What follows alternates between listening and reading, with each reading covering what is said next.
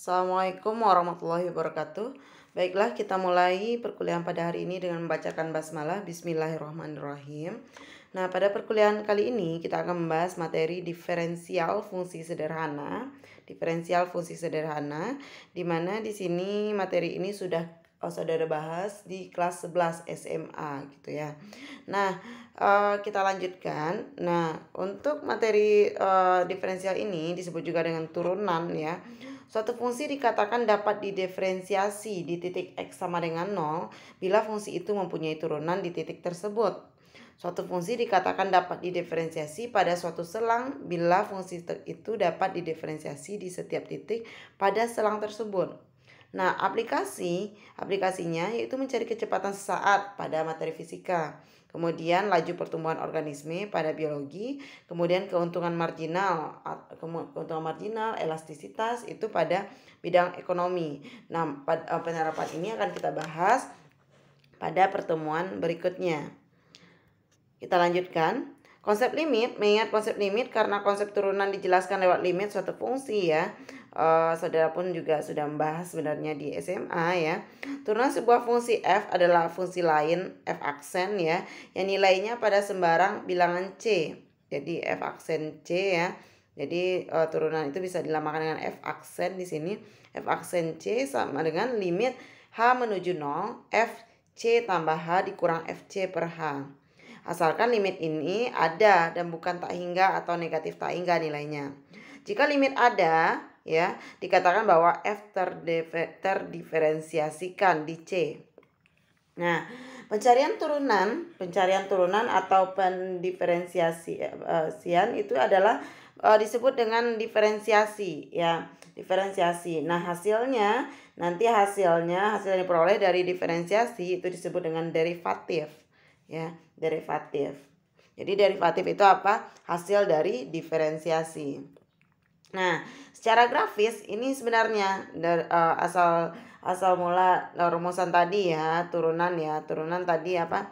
Katanya turunan f aksen c itu adalah limit dari ini gitu ya. Nah, ini asal mulanya ya. Secara grafis dapat dijelaskan sebagai berikut. Misalkan ini dia. Misalkan titik P ini dia. Ini P ya, digambarkan di di gambar ini ya. Titik P yaitu A, FH. Jadi titik A-nya di X ya, Y-nya adalah FA.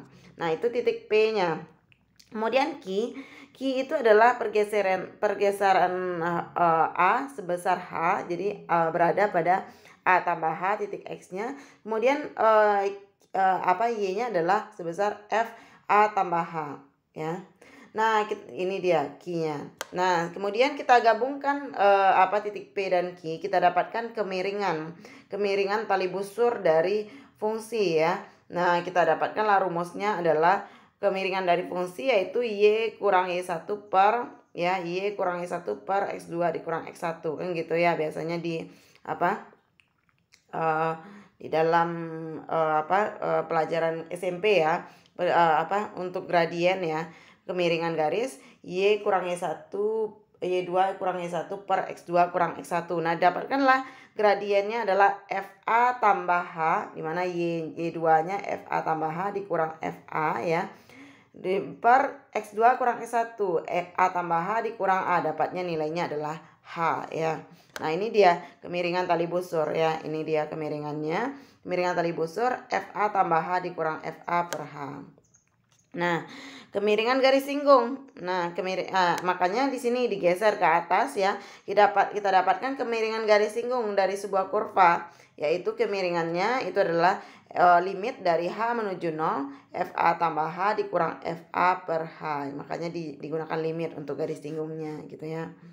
Nah, disinilah secara grafis awal mula dari rumusan ini ya. Jadi turunan ini manfaatnya untuk menentukan garis singgung gitu ya, garis singgung kurva ya. Jadi ini rumusan dari turunan ya, f aksen C sama dengan limit H menuju 0 dari FC tambah H dikurang FC per H. Nah, sekarang ini dia ya. Kita lanjutkan. Ini dia ya untuk rumusannya. Nah, jika sebuah fungsi f didefinisikan pada sebuah interval terbuka yang memuat a, maka kemiringan garis singgung dari kemiringan garis singgung m dari grafik fungsi f pada titik p a, f h a adalah m sama dengan limit h menuju 0 ya, dari f a tambah h dikurang f a per h. Dengan catatan limitnya ada ya, bukan tak hingga atau negatif tak hingga gitu ya. Nah, kita masuk ke contoh. Diketahui fungsi kita fx sama dengan x kuadrat. Jadi fungsi kita fx sama dengan x kuadrat. Dapatkan kemiringan garis singgung. Dapatkan kemiringan garis singgung ke grafik fx pada titik p a, a kuadrat. Dengan menggunakan penjelasan di depan yang sudah dijelaskan tadi. Jika kita punya fx sama dengan x kuadrat ya. Jadi kalau kita punya fx sama dengan x kuadrat, artinya kalau x-nya diganti dengan a, berarti f a itu sama dengan berapa? A kuadrat. A kuadrat ya.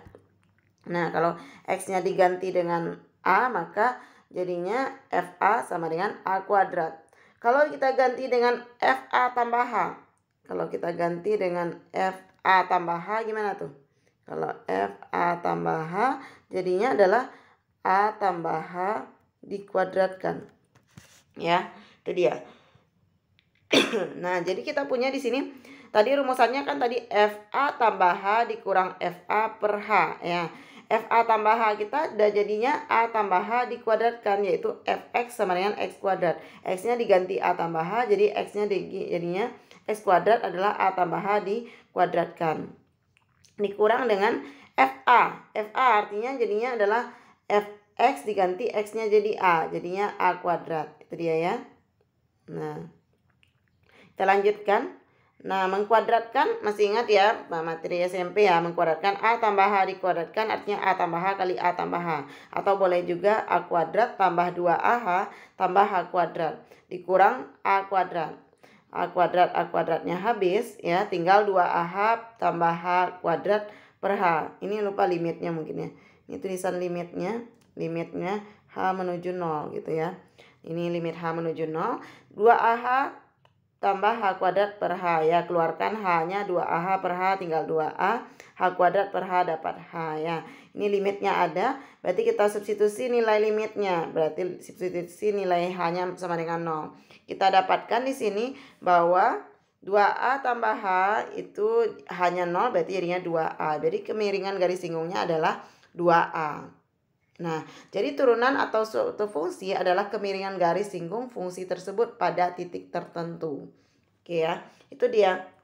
Jadi turunan dari suatu fungsi adalah kemiringan garis singgung fungsi tersebut pada titik tertentu. Itu dia. Jadi kemiringan garis singgung pada fungsi fx sama dengan x kuadrat adalah 2a ya, pada titik a katanya a, a kuadrat.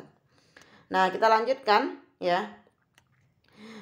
Jika fx kita sama dengan 13x dikurang 6, carilah f aksen 4. Nah, sama dengan yang tadi ya. Berarti kalau kita punya di sini f aksen 4 ya, berarti f aksen c tadi ya, berarti c tambah h dikurang f c per h gitu ya. Nah, berarti kita bisa jadikan ini berapa ininya tuh, kalau f c kan f aksen c tadi ya, berarti f c tambah h dikurang f c per h. Nah, berarti c-nya 4 ya. Berarti kalau f4 tambah h, berarti x-nya ini kita ganti dengan 4 tambah h. Jadi fx-nya bukan fx ya. Di sini ya. F4 tambah h ya. Berarti x-nya ganti 4 tambah h, jadinya adalah 13 ya. 13 kali a4 tambah h. 13 kali 4 tambah h, 13 kali 4 tambah h dikurang 6 ya. Ini dia jadinya 13 kali 4 tambah h dikurang 6 ya. Nah, kemudian kita lanjutkan ya. Jadi kalau kita ganti x-nya jadi 4 tambah h, berarti ini berubah juga 13 kali 4 tambah h dikurang 6. Dikurang kemudian jadinya f4 berarti x-nya diganti 4, 13 kali 4 dikurang 6 per h ya. Nah, 13 kali 4 dikurang 13 kali 4 habis ya nanti ya. Ini dikalikan ke dalam nanti ya. 13 kali h, ini dia 13 kali h di hukum distributif ya.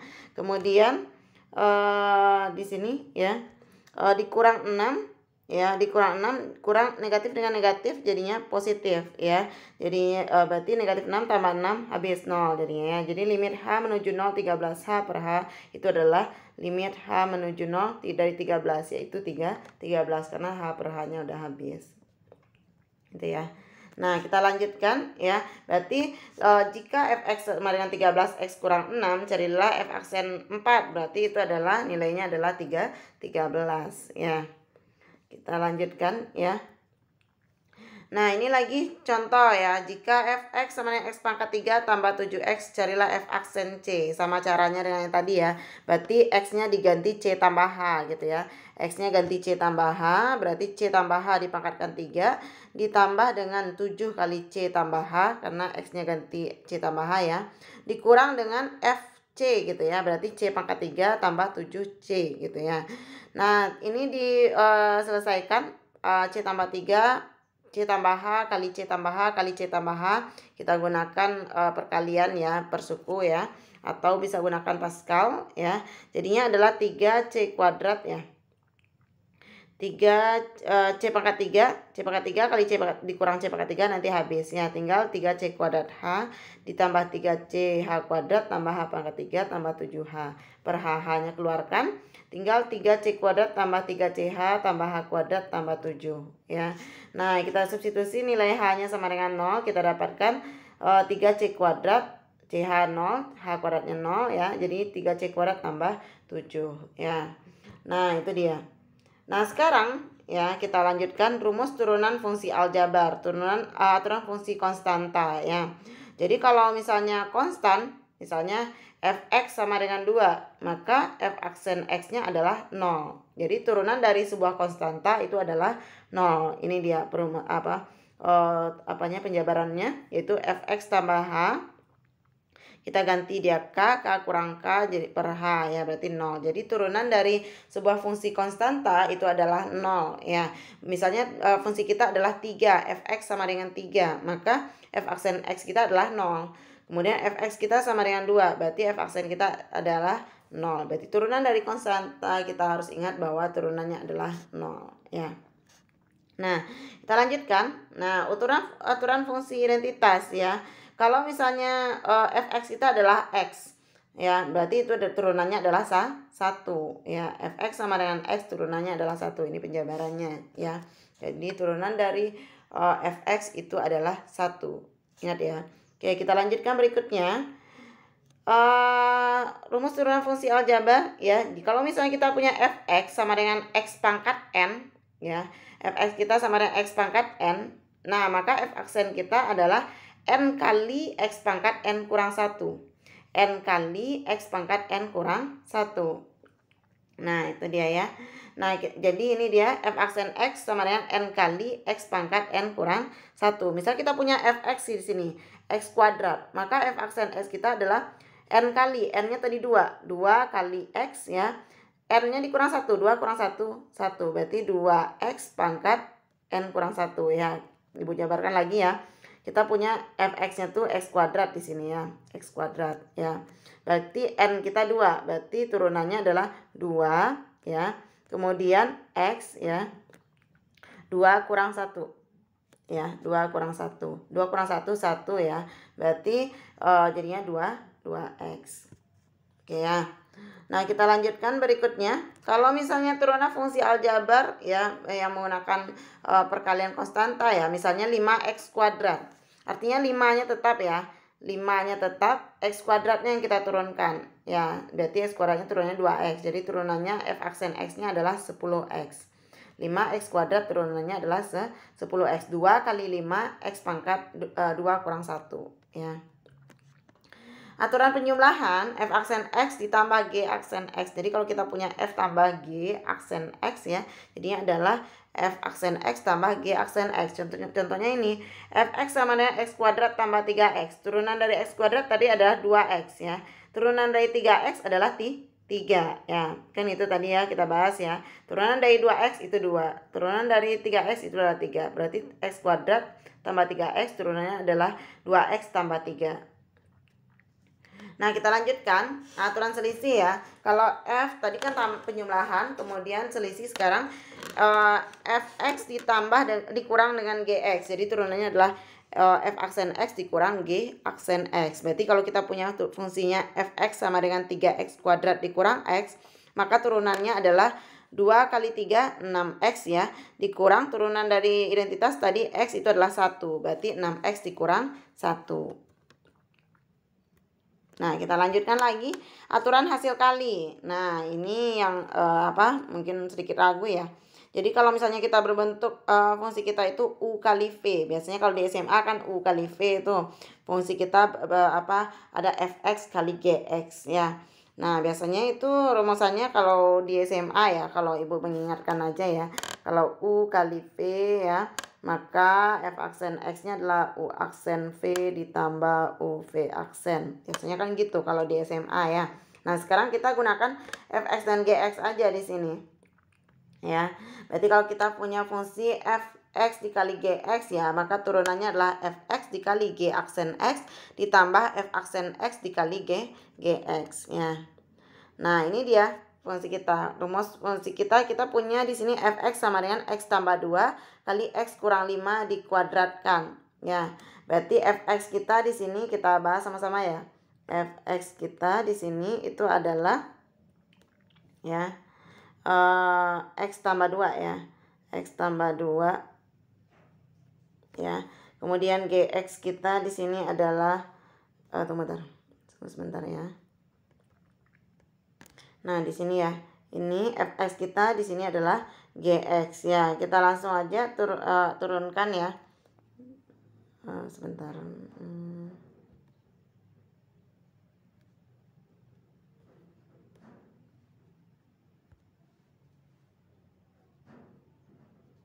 Berarti di sini Fx ya. Fx kita yaitu X tambah 2. Berarti F aksen X-nya berapa? Turunan dari X adalah 1 ya. Turunan 2 adalah 0 ya.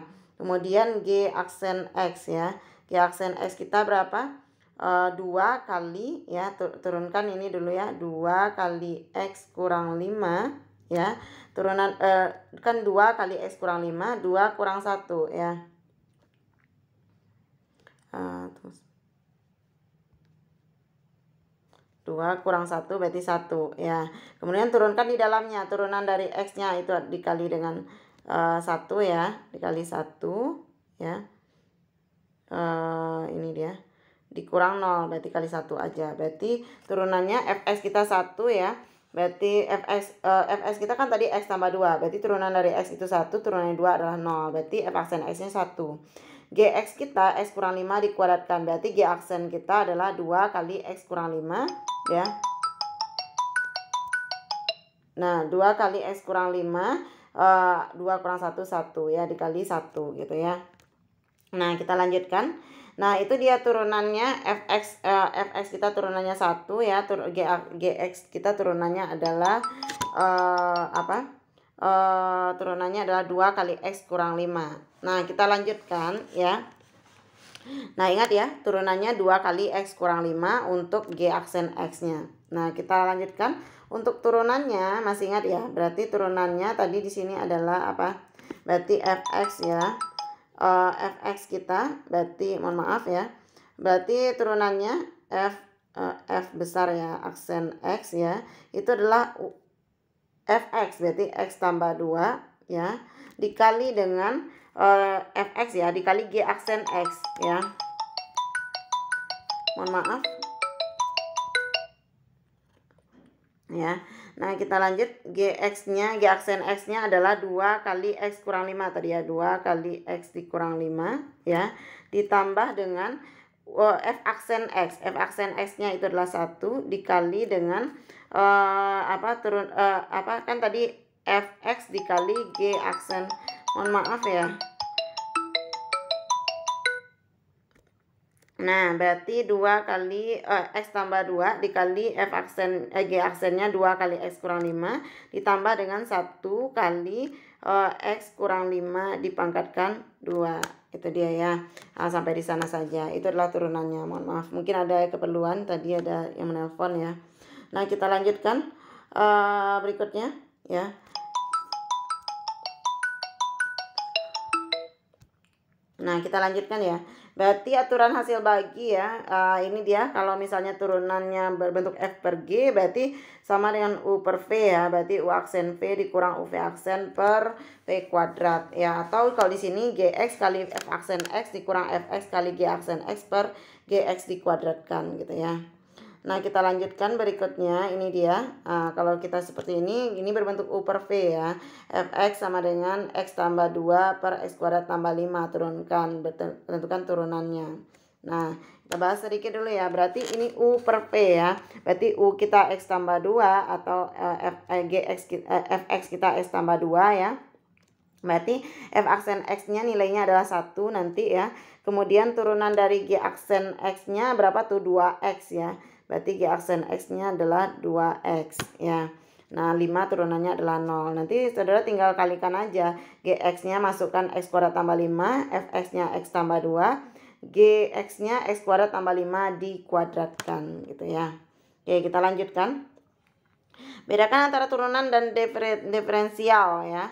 Pada waktu Anda menuliskan dxy ya, itu atau dy dx, itu adalah lambang turunan ya, artinya turunkan y terhadap x ya, lambang diferensial gitu ya. Nah, carilah dy jika y sama dengan x pangkat 3 dikurang 3x tambah 1, artinya turunkan y-nya terhadap x gitu ya. Berarti kita menurunkannya, turunan dari x pangkat 3 adalah 3x kuadrat. N kali x pangkat n kurang 1. Berarti 3x kuadrat. Dikurang 3x turunnya 3. Turunan dari konstanta itu adalah 0. Berarti 3x kuadrat dikurang 3. Ya. Berikutnya ini dia turunan berantai. Nah, ini tadi sebenarnya kita udah menyinggung sedikit turunan berantai ya. Jadi kalau y sama dengan 3x tambah 1 pangkat 10. Ya, berarti kita turunkan, ini adalah ada y-nya ya. Y sama dengan u-nya sama dengan gx gitu ya. Dalam fungsi dia kan dalam fungsi ada fungsi gitu ya. Kita ada 3x tambah 1 pangkat 10, kemudian 3x tambah 1 itu merupakan fungsi juga. Berarti kita turunkan dulu dari 10-nya ya. Berarti y aksen ya. Y aksen sama dengan 10 kali 3x tambah 1 pangkat 9 ya. 10 kali 3x tambah 1 pangkat 9 kan tadi ya, kita anggap ini ya, ini dalam x ya, berarti x pangkat 10, turunannya adalah 10x pangkat 9. Kemudian turunkan di dalamnya 3x tambah 1 kali ya, berarti dikali dengan turunan 3x tambah 1 adalah 3, turunan 1 adalah 0. Berarti turunannya adalah 10 kali 3 30, berarti 30 kali 3x tambah 1 pangkat 9 ya. Turunan tingkat tinggi aljabar. Turunan tingkat tinggi aljabar artinya turunannya banyak ya. Kita bisa menurunkan, jadi misalkan kita punya fungsi fx ya, berarti fx kita punya fx sama dengan x pangkat 3 tambah 3x kuadrat dikurang 8x tambah 2. Nah, kita cari f aksen x ya. F aksen x berarti 3x kuadrat tambah 6x dikurang 8 ya. Kemudian turunkan sekali lagi, bisa juga. Itu yang dikatakan dengan turunan tingkat tinggi. Jadi fungsi itu bisa diturunkan beberapa kali gitu ya. Nah, itu dia. Berarti tadi kan kita punya 3x kuadrat ditambah 6x dikurang 8. Ya, berarti kan kalau kita turunkan sekali lagi, turunan keduanya 3x kuadrat berarti 6x ya, ditambah dengan 6 ya. Itu turunan keduanya. Kemudian turunkan yang ketiga katanya kan, berarti turunan dari 6x itu adalah 6 ya. Oke, kita lanjutkan. Ini dia, carilah turunan pertama fungsi di bawah ini ya. Saudara bisa kerjakan ini nanti ya, sebagai latihan ya. Latihan di buku catatan masing-masing. Ini dalam bentuk U per V ya. U per V. Kemudian ini dalam bentuk U kali V. Nah, ini juga ini bisa jadikan dulu yang ketiga x pangkat 3 dikali x tambah 5, x tambah 4 pangkat 5 dipangkatkan setengah. Artinya x pangkat 3 dipangkatkan setengah, artinya x pangkat 3 per 2 dikali x tambah 4 pangkat 5 per 2. Nanti jadinya berbentuk U kali V juga ya. Nah, ingat untuk nomor 1 itu jadinya U per V, dimana V-nya 2x kuadrat tambah 5 dipangkatkan setengah ya. Nah, itu dia. Kita lanjutkan berikutnya, itu latihannya ya, saudara kerjakan nanti gitu ya. Oke, kita lanjut berikutnya. Nah, ini dia turunan berantai ya. Sebenarnya yang ini boleh dikerjakan boleh tidak gitu ya. Ini tinggal ganti aja nilai U-nya, masukkan ke dalam X tambah S pangkat 4 tambah 2X ya. Jadi Y kita adalah S pangkat 4 tambah 2X dipangkatkan 5 tambah 3 gitu ya. Kita ganti nilainya ke dalam ya, substitusi ya. Ini juga nomor 2, Y sama dengan akar U. U-nya masukkan V dikali 4 dikurang 2V. Kemudian X-nya itu, kemudian V-nya ganti juga X kuadrat, turunan berantai gitu ya. Boleh saudara kerjakan ya. Dikerjakan sajalah biar lebih mantap turunannya ya. Oke, kita lanjutkan berikutnya ya. Ini dia turunkan carilah turunannya, dikerjakan juga ya di latihannya ya. Nanti kalau tidak paham boleh bertanya ya di grupnya. Oke, berikutnya kita lanjutkan.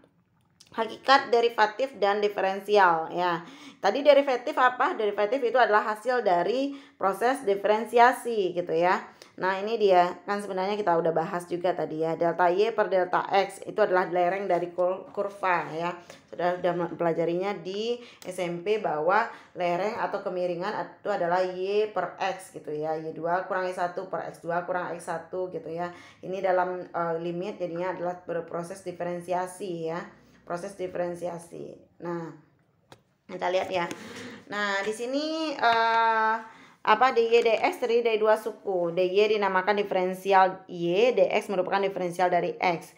Diferensial dari X itu adalah dx atau delta X sama dengan delta X. Diferensial dari Y itu dy dx dikali delta X. Itu variabel terikat ya. Oke, kita lanjutkan. Ya, ini dia sebenarnya sebenarnya cerita tadi juga diulang lagi gitu ya. Jadi delta Y ini dia kalau dalam fungsi linear ya, dalam fungsi linear tadi kan dalam fungsi lengkung gitu ya, kurva apapun itu yang tadi. Sekarang dalam fungsi linear diperlihatkan bahwa delta Y ini dia ya, ini delta X berarti selisih ya, selisih delta selisih X dan selisih Y ya. Kita dapatkan kemiringan ya. Kan kemiringan ini ya. Sama dengan tadi ya, Y2 kurang Y1 per X2 kurang X1 gitu ya. Nah, ini dia ya untuk fungsi nonlinear ya diperlihatkan ya. dy itu lebih dari delta Y ya, overestimated gitu ya. Kemudian dy kurang dari delta Y, seperti ini kurvanya gitu ya. Jadi kalau kurvanya ke atas gitu ya, dy lebih dari delta Y, kalau ke bawah berarti dy kurang dari delta Y, underestimated gitu ya. Nah, itu nanti dalam kurva kita akan bahas di penerapan nanti ya, ada contohnya gitu ya. Oke, kita lanjutkan berikutnya. Derivatif dari derivatif. Nah, itu yang tadi itu ya, turunan dari turunan. Ya, kita udah bahas tadi ya. Turunan pertama, turun derivatif dari derivatif, artinya turunan pertama diturunkan lagi gitu ya, terus diturunkan lagi gitu ya. Itu derivatif dari derivatif. Misalnya ini ya, Y sama dengan fx sama dengan x pangkat 3 dikurang 4x kuadrat tambah 5x kurang 7. Y aksennya adalah 3x kuadrat dikurang 8x tambah 5. Turunan keduanya adalah 6x dikurang 8. Kemudian turunan ketiganya itu adalah 6. Turunan dari yang keempatnya itu adalah 0 ya, karena turunan dari konstanta itu adalah 0. Oke ya. Oke, kita lanjutkan berikutnya. Hubungan antara fungsi dan derivatifnya. Dengan mengetahui hubungan antara fungsi dan derivatifnya, yaitu menentukan besar turunan pertama dan turunan kedua, akan bisa dikenali bentuk gambar dari fungsi tersebut ya. Biasanya kalau misalnya nanti kita akan bahas ya, kita akan mengetahui kurva menaik atau menurun, titik ekstrim dan juga titik beloknya. Nah, ini dia fungsi kita. Misalnya fungsi kita tadi ini pangkat 3 ya. Maka turunan pertamanya itu adalah fungsi kuadrat. Turunan keduanya fungsi linear. Turunan ketiganya berupa konstanta gitu ya. Nah, itu dia ya. Dengan mengetahui hubungan antara fungsi dan derivatifnya, kita bisa menentukan turunan pertama dan turunan kedua, sehingga kita bisa mengenali bentuk gambar dari fungsi ya. Jadi kalau fungsi kubik, ini dia fungsi kubik berarti lengkungnya ada 2 ya, maksimumnya ada 2. Kemudian fungsi kuadrat, maksimum atau minimumnya ada 1 ya. Fungsi linear garis lurus gitu ya. Konstanta berarti tetap gitu ya. Nah, itu dengan mengurangi derajatnya saja ya, derajat atau pangkat tertingginya saja gitu ya. Nah, itu dia untuk fungsi dari yang kita lihat hubungan antara fungsi dan derivatifnya gitu ya. Nah, kemudian dengan mengetahui fungsi dan derivatifnya, kita bisa menentukan fungsi menaik atau fungsi menurun ya. dia apakah fungsi naik atau fungsi turun gitu ya. Nah, bagaimana menentukan fungsi naik atau fungsi menurun? Saudara juga sudah mempelajarinya di SMA sebenarnya ya. Fungsi naik yaitu f aksen x lebih dari 0 ya. Sedangkan f aksen x kurang dari 0 itu adalah fungsi turun. Ini saat fungsi naik, ini fungsi naik, ini fungsi naik ya. Itu dia f aksen x lebih dari 0. Kemudian fungsi turun, mana dia fungsi turun? Ini dia fungsinya turun ya. Kapan dia fungsi turun? Itu yang kita cari ya. Ini interval pada saat fungsi turun, itu dia kita gunakan f aksen x kurang dari 0. Kalau fungsi naik itu dia. Oke ya. Nah, kita lanjutkan berikutnya yaitu ini dia. Titik ekstrim ya. Mana dia titik ekstrim? Nah, ini dia. Kalau titik ekstrim itu ada dua ya. Titik ekstrim maksimum berarti maksimum di sini ya. Titik ekstrim minimum berarti di sini ya. Nah, kapan kita dapatkan? Yaitu titik ekstrim maksimum ya. Nah kita lanjutkan ya. Kita lanjutkan berikutnya. F aksen x lebih dari 0 ya. Lebih dari 0 ya. F aksen x kurang dari 0 itu kita bisa menentukan titik ekstrimnya. Ketika f aksen lebih dari 0 ya, kita bisa menentukan titik ekstrim maksimum ya. Kalau misalnya titik ekstrim minimum, f aksen x kurang dari 0 ya. Nah, berikutnya kita lanjutkan ya. Mana dia ya? Ini kita lewatkan saja nanti ya, silakan dibaca ya. Ini dia fungsi tadi ya, ketika kita turunkan misalnya kita punya fx kita x kuadrat dikurang 8x tambah 12, maka fx kita itu adalah fungsi kita adalah berupa fungsi parabola. Kalau kita turunkan turunkan pertama kali ya, jadinya adalah fungsi linear. Nah, fungsi linear artinya pangkatnya udah dikurang 1 tadi ya, berarti jadinya fungsi linear 2x dikurang 8. Kemudian berikutnya turunan dari 2x itu 2, turunan negatif 8 itu adalah 0. Itu jadi konstanta ya. Kita lihat ya fungsi kita. Nah, ini dia. X kuadrat dikurang 8x tambah 12. Ini fungsi kita. Ya, kita udah mempelajarinya cara membentuk grafik ya. Kemudian y aksen sama dengan 2x kurang 8. Ini fungsi kita gitu ya. Untuk kurva kita ya. 2x kurang 8. Nah, kita lihat di sini x kuadrat dikurang 8x tambah 12 ya. Ini fungsinya. Berarti ini jadi sebuah garis singgungnya sebenarnya ya. Kita lihat ya. Berarti 2x dikurang 8. X sama dengan 0. X sama dengan 0, y-nya negatif 8, y sama dengan 0, x-nya negatif 8. X sama dengan 0, y negatif 8, y sama dengan 0, x-nya 4 gitu ya. Itu pas ya, berarti ini dia kurvanya. Kemudian ini puncaknya ya. Puncaknya negatif min b per 2a ya. Ini dia ya. Ini keadaan kurva kita. Ya, ini turunan pertamanya dan turunan pertamanya ya. Ya, double aksennya ini gitu ya. Bahwa dapat ditentukan di sini bahwa yang turun fungsi kita adalah fungsi parabola, di mana turunannya itu yang pertama adalah garis lurus, yang kemudian turunan keduanya itu adalah konstan ya, fungsi konstan. Kita lanjutkan berikutnya. Untuk menentukan nilai ekstrim, kita bisa menentukannya menggunakan y double aksen ya, y double aksen. Ketika dia y double aksennya kurang dari 0, kita dapatkan titik maksimum. Ya, terbalik jadinya ya. Kalau menggunakan y double aksen, berarti y double aksen x kurang dari 0, maka titiknya adalah titik maksimum. Kemudian ketika dia y double aksen lebih dari 0, itu titik minimum yang bisa kita tentukan. Ini dia ya. Silakan dipelajari nanti ya. Kembali lagi. Kita lihat ini dia titik maksimum atau minimum fungsi kubik serta titik beloknya dapat dicari melalui turunan pertama dan kedua dari fungsi tersebut. Y sama dengan sepertiga x pangkat 3 dikurang 3x kuadrat tambah 8x kurang 3. Y aksennya x kuadrat ya dikurang 6x tambah 8. Y double aksennya adalah 2x dikurang 6 ya. Nah, ini dia kita dapatkan X kuadrat dikurang 6X tambah 8 ya, Y aksennya. Berarti kita bisa cari faktornya dulu, X kurang 2 kali X kurang 4 ya. X sama dengan 2, X sama dengan 4. Nah, dimasukkan pada fungsi kubik ya. Berarti titik ekstrimnya itu adalah X sama dengan 2 ya. Kita masukkan ke dalam fungsi sepertiga X pangkat 3 dikurang 3X kuadrat tambah 8X dikurang 3 ya. Berarti sepertiga dikali 2 pangkat 3 ya. Kemudian apa tadi? Dikurang 3 kali 2 pangkat 2 ditambah 8 kali 2 dikurang 3 ya. Nah, kita dapatkan nanti nilainya adalah 3,67. Itulah titik ekstrimnya. X1 kemudian kita X1 itu ya apabila dimasukkan dalam turunan kedua ya, artinya Y double aksen negatif 2 jadinya. Ketika kita masukkan negatif 2 2 itu ke dalam fungsi kedua ya, 2 kali 2 dikurang 6 ya, berarti 4 dikurang 6 negatif 2. Negatif 2 kurang dari 0, itu turunan kedua. Itu menyatakan bahwa nilai kurang dari 0 merupakan titik ekstrim maksimum.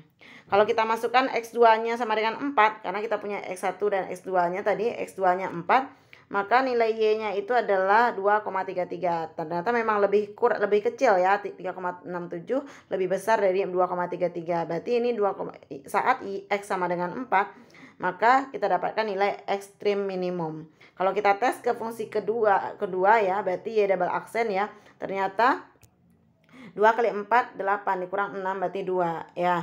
2 berarti ya double aksen 2 itu lebih dari 0 ya, turunan kedua positif ya, artinya menyatakan titik ekstrim minimum. Kalau lebih dari 0 menyatakan titik ekstrim minimum. Oke ya, kan kita udah bahas tadi ya di sini ya. Kalau Y double aksen kurang dari 0 berarti titik maksimum. Kalau Y double aksen lebih dari 0 maka dia menyatakan titik minimum ya.